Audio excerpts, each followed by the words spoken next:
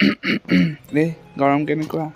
আমাৰ ইয়াত কিন্তু তামাম গৰম দিছে 40°C।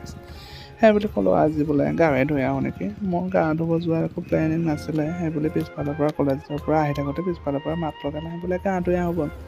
মই ক'লোঁ দেৰি নকৰ গা ধুই আহোঁ ব'ল। সেয়েহে আমি গোটেইকেইটা মিলি বাইক লৈ ওলাই দিলোঁ আৰু আহি আধা দূৰ পায়ে গ'লোঁ। গা ধুব যোৱা মুখৰ কথা নহয় আৰু ইমান কষ্ট জংঘলৰ মাজে চাওকচোন এই পাহাৰ।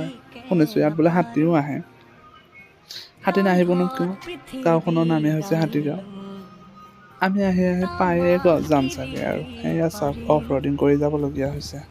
বাইকখন উঠাব পৰা নাই। মোক বোলে নামি দে। মই ক'লোঁ দে হ'ব দে নামি দিওঁ। তোৰ বাইকখনৰে প্ৰাণটো বচাই দিওঁ মই।